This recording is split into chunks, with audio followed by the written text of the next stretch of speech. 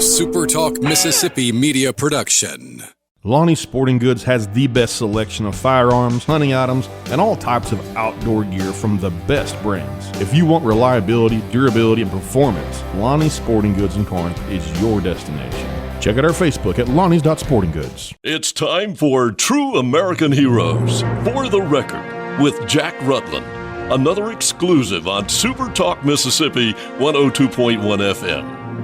Many of our heroes have taken their stories with them to the grave.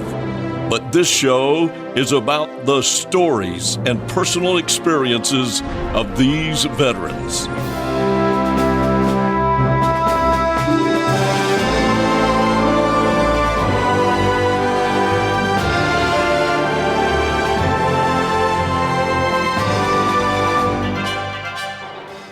Greetings. Welcome to True American Heroes For the Record, a local program here in Brookhaven as we interview our local vets from World War II, even up to the more recent conflicts we've had. And I am extremely honored to have with me today Mr. Wendell Thrasher, a World War II veteran, United States Navy, who was on the USS Yorktown. And a lot of people are going to recognize the Yorktown, Mr. Wendell, but a lot of folks may not, and we're going to share some of your experiences here this morning as we talk about what it was like to be on the Yorktown during World War II. Okay. Let's go back a little bit, though. I mean, first of all, how old are you, Mr. Wendell? You mind telling me? I'm 92. 92 years young. Well, we're honored to have you here, and thank you for making the effort to come in. Where were you born, Mr. Wendell? I was born September. What state were you born in? Alabama. Alabama? Oh, that's a good state. Where in Alabama were you born? Moulton, Alabama. Moselle? Moulton. Mobile? Moulton. M-O-U-L-T-O-N. Oh, okay. My bad. I'm sorry. And I should have known that because this is a man after my own heart. He's got a World War II veteran's hat on and a University of Alabama shirt on. I hope nobody takes offense to that because I'm a Tide fan myself. And I'm glad to see you are, Mr. Wendell. But when did you join the military? Did you join after Pearl Harbor, or were you already in the service? What made you join the service? I just wanted to go in the Navy. You wanted to join the Navy? Had the war already started? Mm-hmm. It had? So you joined the Navy. Now, we were talking a moment ago. How old were you when you joined the Navy? 15. Come on. 15. 15 years old. Did your parents have to sign for you? Yeah. They did sign for you. Wow. All right, so after you got into the Navy, tell me a little bit about where did you go for your training? Do you remember where you were for training? Norfolk, Virginia. Norfolk, Virginia. And when did you find out you were going to be chosen to go to sea? I had home on leave. You were home on leave. I got a telegram at Port to Yorktown, December the 18th of 41. I'm amazed at how sharp you guys can remember things. December the 18th, 1941, you received orders to report to the USS Yorktown.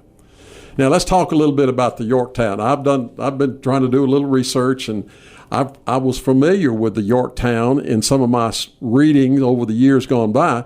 Yorktown was an aircraft carrier. Yeah. And it was a pretty big aircraft carrier. It was it was fairly new. I think it was commissioned in about 1938 or 39, right before the war actually. 37. There you go. So it was a fairly new ship, and you were given an assignment of serving on the USS Yorktown. All right, tell me what you did on the ship. What was your job responsibility? I was just a deckhand. Deckhand. So tell me what a deckhand did on the USS Yorktown. Kept the ship clean. Kept the ship clean. Yeah. Now, I've heard stories about that. I mean, you guys actually would walk up and down the flight deck looking for anything that was garbage or trash or anything because it could affect the aircraft. Right. So you guys would just line up shoulder to shoulder, and you walked up and down that deck, and you were constantly looking for anything that would create a problem for those propeller-driven aircraft. Pretty neat. Mm-hmm. So that was your main responsibility, was that of a deckhand and making sure the deck stayed clean. Yeah. All right, so you guys put underway, and if I remember correctly, you went to the Pacific through the Panama Canal, not the Suez Canal, my goodness, Jack. the Panama Canal, and you went into the Pacific. Is that correct? Right. Do you remember much about that? I mean, you were just a young guy. I bet that kind of... I was really excited all the time. I bet you were. You were seeing places you never thought you'd see. Right. That's amazing. So you get to the Pacific, and I think you got to Pearl Harbor, and they recalled you to the Atlantic. Is that correct? No, I never went to the Atlantic. You never went back to the Atlantic? Okay, good.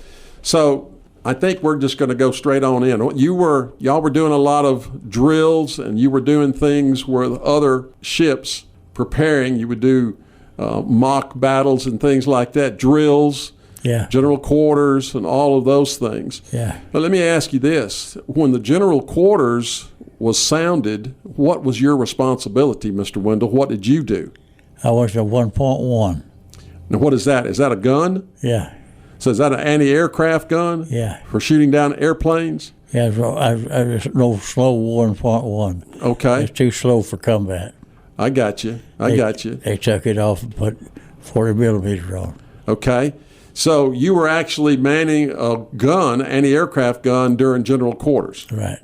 Wow. This is leading us into some pretty incredible things, because the first major engagement the Yorktown was involved in was the Battle of the Coral Sea. Is that correct? Right. So the Battle of the Coral Sea, as I've read my history, it was there was a couple of Japanese carriers. There was the USS Yorktown and your other sister carrier, the USS Lexington. And you guys got into it with the Japanese. Pretty intense battle, lasted about 4 days, if I'm not mistaken. Do you remember when you got the first general quarters, the first time you saw a Japanese plane coming at your aircraft carrier? Do you remember what that was like? Oh, no, I was scared to shit. Scared to death. I bet you were. Well, were you actually pulling the trigger on the anti-aircraft gun, or were you loading it? I was training the gun. Okay, you moved the gun. Okay. You had to turn it whenever it needed to be turned. Back then, a gun crew was about what, 4 or 5 guys? 16. 16 of you. Amazing. To shoot that gun. And it shot rapidly. It shot rapidly at Japanese aircraft as they attacked your ship. Now, during the Battle of the Coral Sea, if I'm remembering correctly, Mr. Wendell, y'all took some pretty heavy damage, didn't you? Didn't your ship get hit? Yeah. Do you remember anything about the attacks where they actually did hit your ship?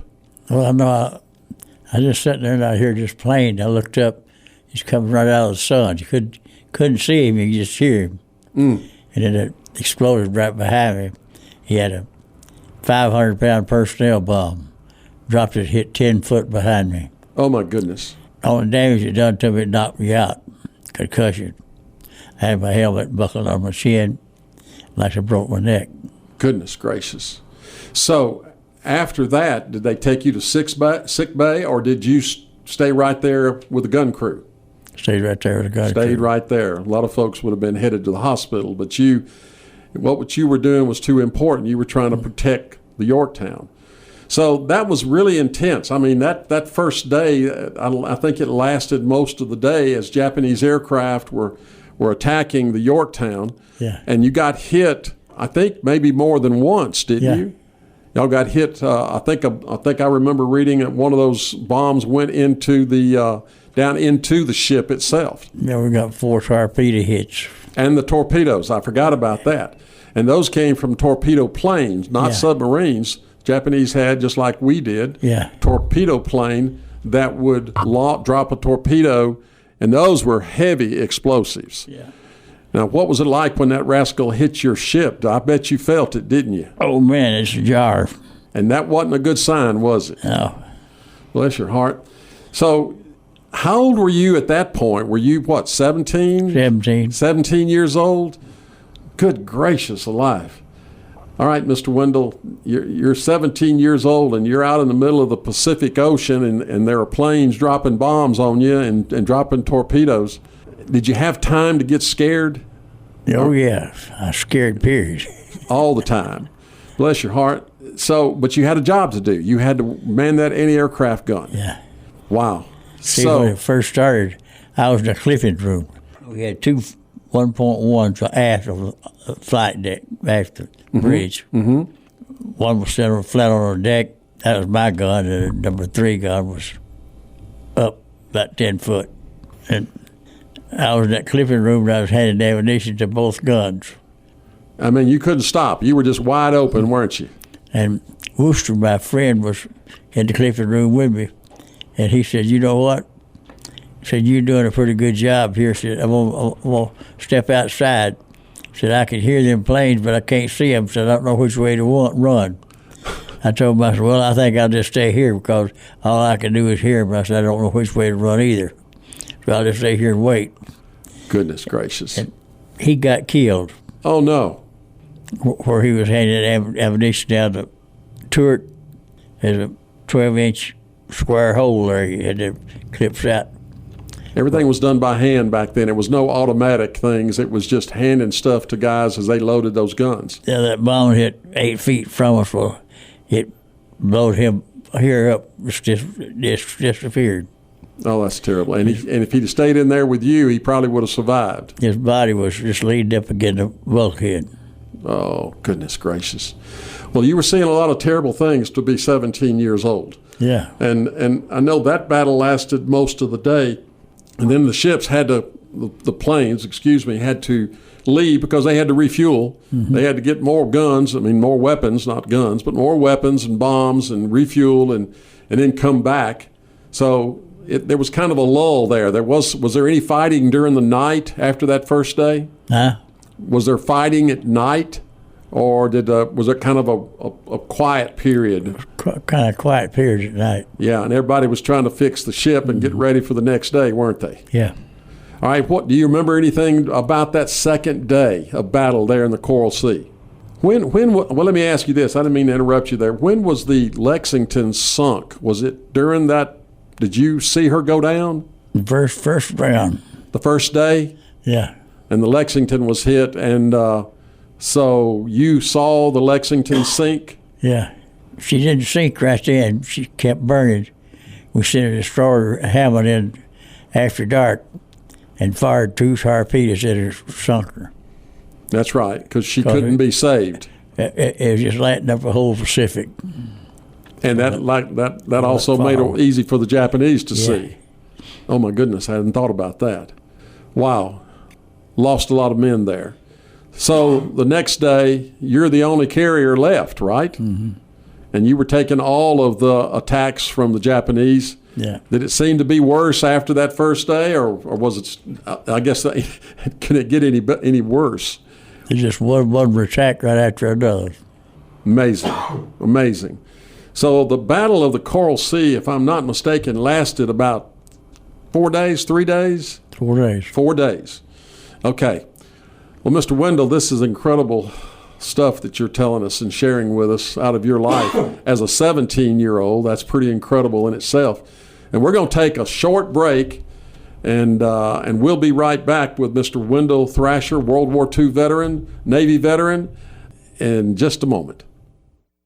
Well, welcome back. We're honored to have with us today on True American Heroes for the Record, Mr. Wendell Thrasher, 92 years young, sitting here with me visiting and talking about his experiences in World War II, and just been sharing some incredible things about his experiences as a seaman on the USS Yorktown, which is a famous aircraft carrier that served the United States during the Pacific War, during Pacific area during World War II.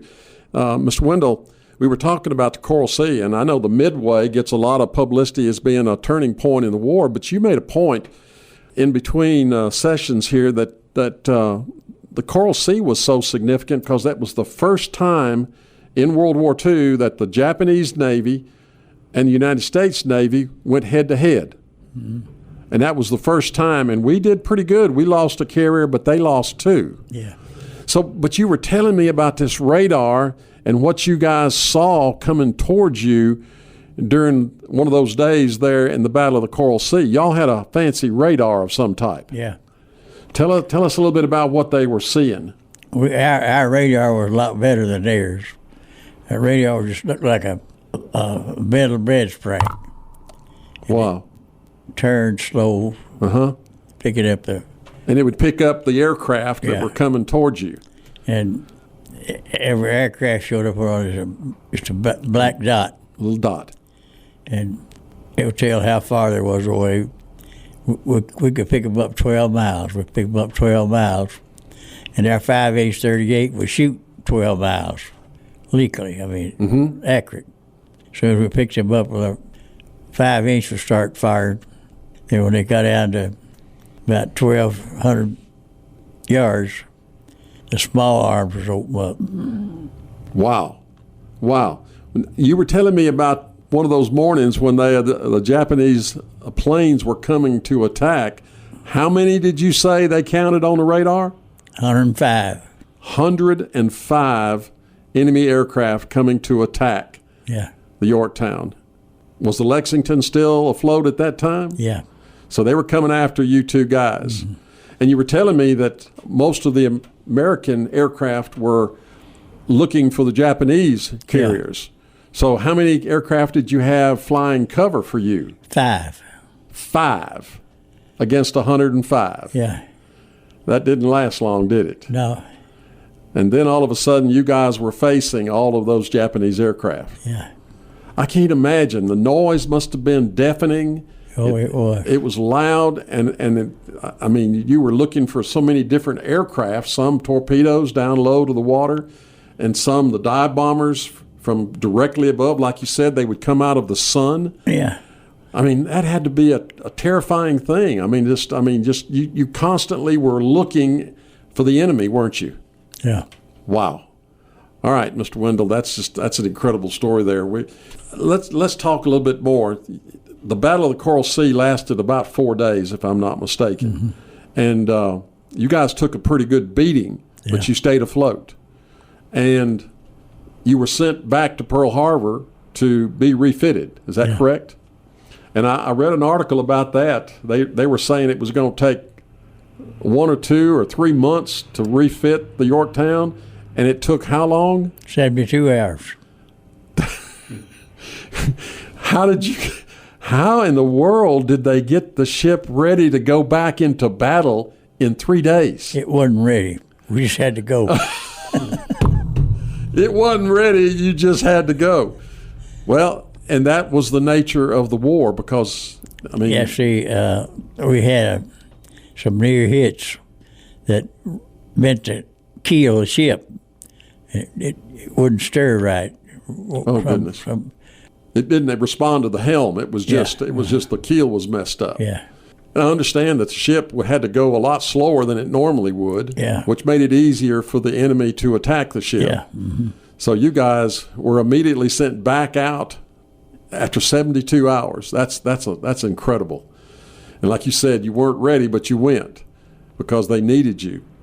Your next engagement is one of the biggest of World War II, especially the war battle in the Pacific there, was the Battle of Midway. Yeah, we had this one old war from Tennessee. He had the earphones on, was down in the basement.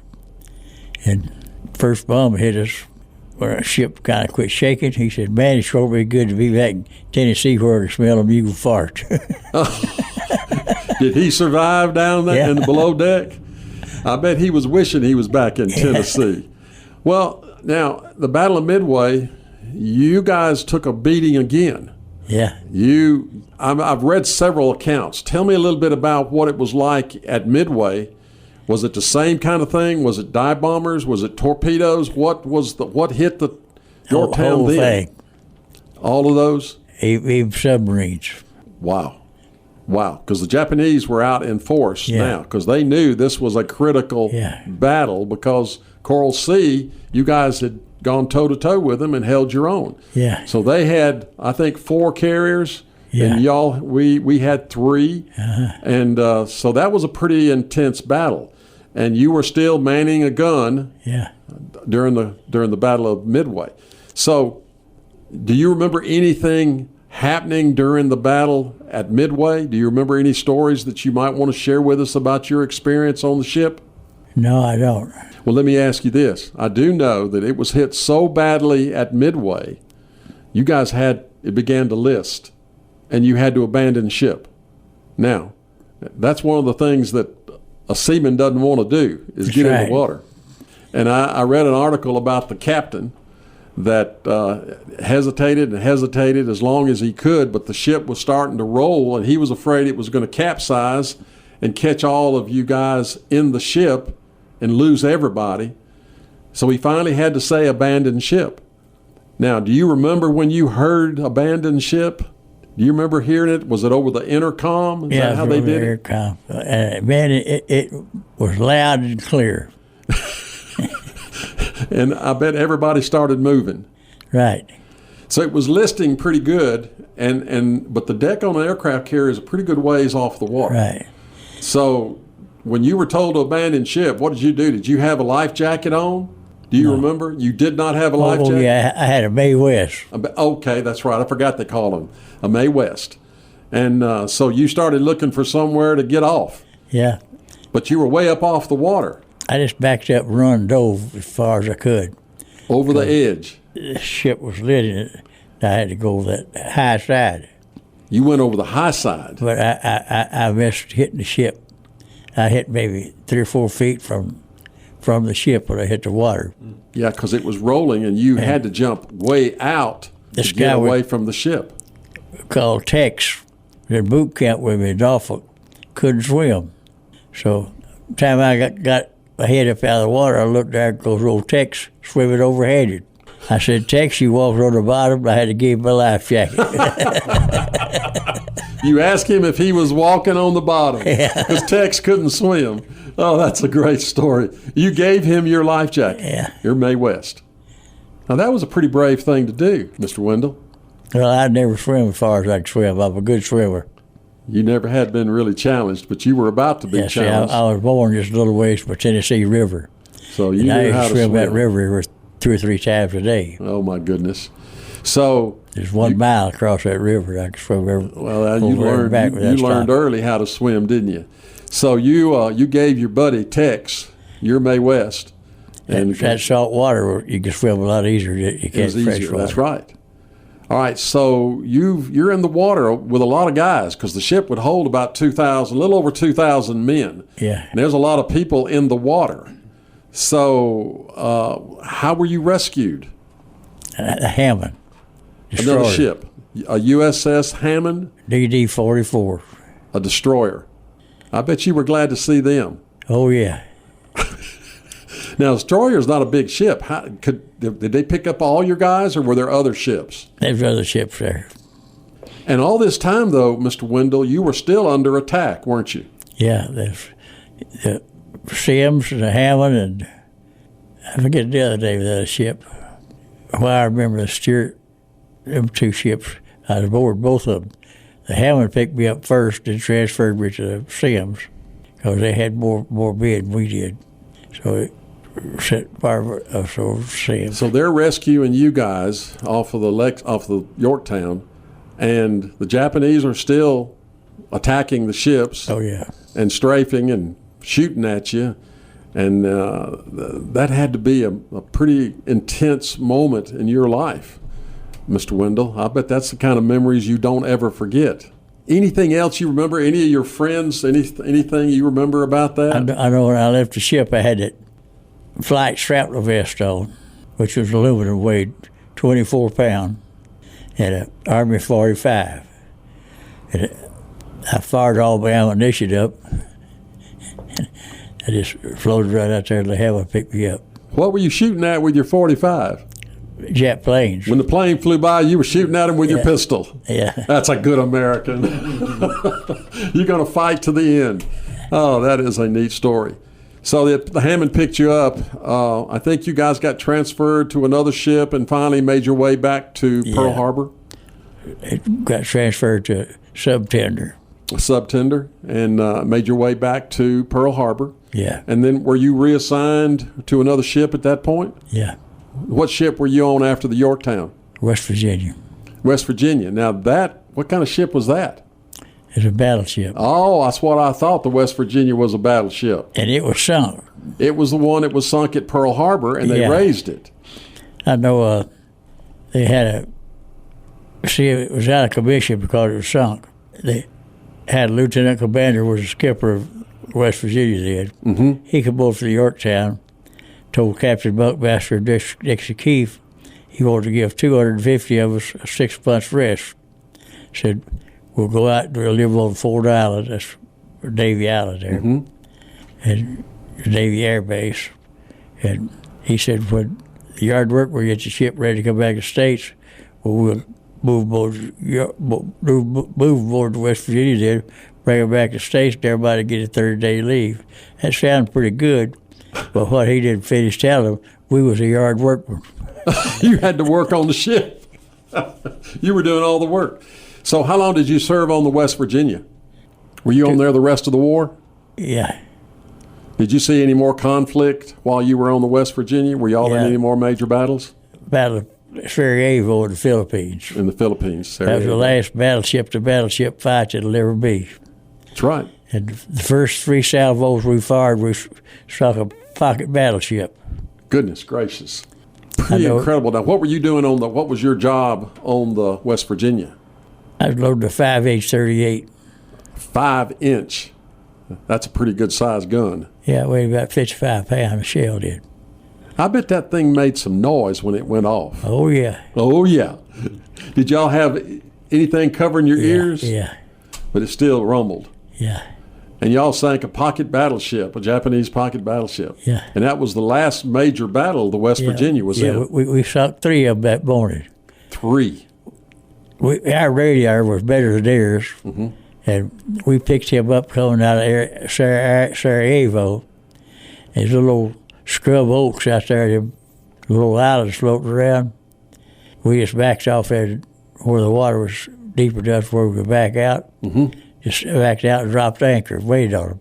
They had to come out that straight to go back to Japan. So we sunk the first 3 that come out. And I bet they stopped coming out, didn't they? The Japs knew when that third was sunk that was the old West Virginia out there. They sure did. And them Japs, they said, hell, that can't be. Said, we sunk that damn thing. And it came back to bite them. It sure did. That's an incredible story. Mr. Wendell, I can't tell you what an honor it is for me to meet you and sit here and share this experience with you and hear you talk about these men that you were a youngster with, Tex. I know the Japs called it the West Virginia Galloping Ghost. Galloping Ghost, because you came back. That's a good name. But I just want you to know, thank you. Thank you for coming in today and making the effort for us to do this interview and you share your experiences. Any other stories you'd like to share with us before we close for the day? No. Well, I do want to thank you. And look, from a grateful country, let me say one more time, thank you for your service, Mr. Wendell. Yeah, I had to get to the Navy, I had to be 110 pounds, and I only weighed 104. So they said, well, if you go get to the Navy, you got to gain some weight.